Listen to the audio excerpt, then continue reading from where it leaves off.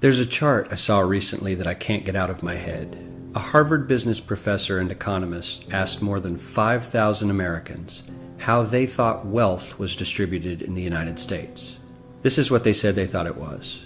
Dividing the country into 5 rough groups of the top, bottom, and middle 3 20% groups, they asked people how they thought the wealth in this country was divided.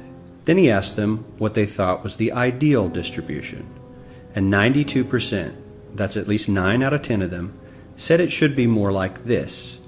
In other words, more equitable than they think it is. Now that fact is telling, admittedly, the notion that most Americans know that the system is already skewed unfairly. But what's most interesting to me is the reality compared to our perception. The ideal is as far removed from our perception of reality as the actual distribution is from what we think exists in this country. So ignore the ideal for a moment. Here's what we think it is again.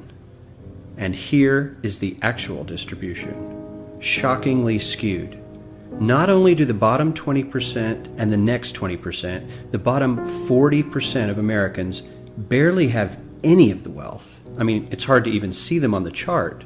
But the top 1% has more of the country's wealth than 9 out of 10 Americans believe the entire top 20% should have. Mind-blowing. But let's look at it another way, because I find this chart kind of difficult to wrap my head around.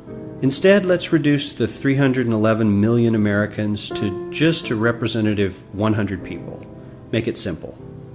Here they are: teachers, coaches, firefighters, construction workers, engineers, doctors, lawyers, some investment bankers, a CEO, maybe a celebrity or two. Now let's line them up according to their wealth. Poorest people on the left, wealthiest on the right, just a steady row of folks based on their net worth. We'll color code them like we did before based on which 20% quintile they fall into.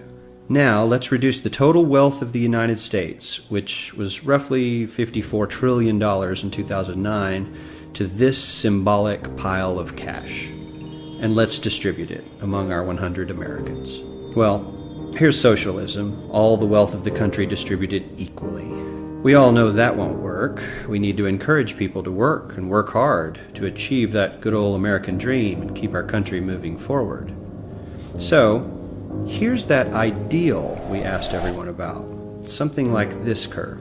This isn't too bad. We've got some incentive, as the wealthiest folks are now about 10 to 20 times better off than the poorest Americans. But hey, even the poor folks aren't actually poor, since the poverty line has stayed almost entirely off the chart. We have a super healthy middle class with a smooth transition into wealth. And yes, Republicans and Democrats alike chose this curve. 9 out of 10 people, 92%, said this was a nice, ideal distribution of America's wealth. But let's move on. This is what people think America's wealth distribution actually looks like. Not as equitable, clearly, but for me, even this still looks pretty great. Yes, the poorest 20 to 30% are starting to suffer quite a lot compared to the ideal, and the middle class is certainly struggling more than they were, while the rich and wealthy are making roughly 100 times that of the poorest Americans, and about 10 times that of the still healthy middle class. Sadly, this isn't even close to the reality. Here is the actual distribution of wealth in America. The poorest Americans don't even register. They're down to pocket change, and the middle class is barely distinguishable from the poor. In fact, even the rich between the top 10 and 20 percentile are worse off. Only the top 10% are better off. And how much better off?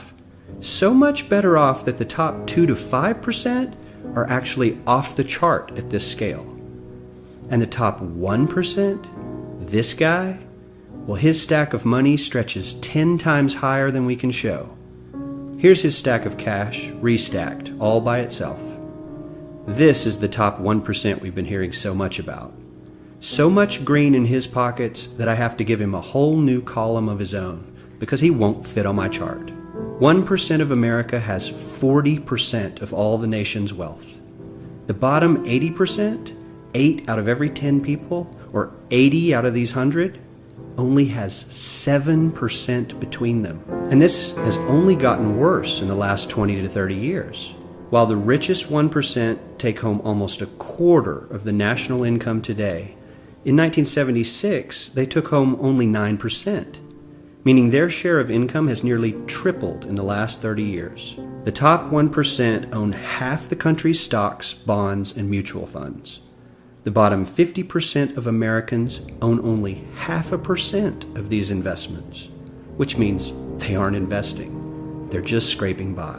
I'm sure many of these wealthy people have worked very hard for their money. But do you really believe that the CEO is working 380 times harder than his average employee? Not his lowest paid employee, not the janitor, but the average earner in his company. The average worker needs to work more than a month to earn what the CEO makes in 1 hour.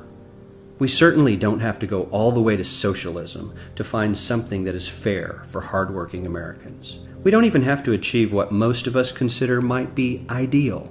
All we need to do is wake up and realize that the reality in this country is not at all what we think it is.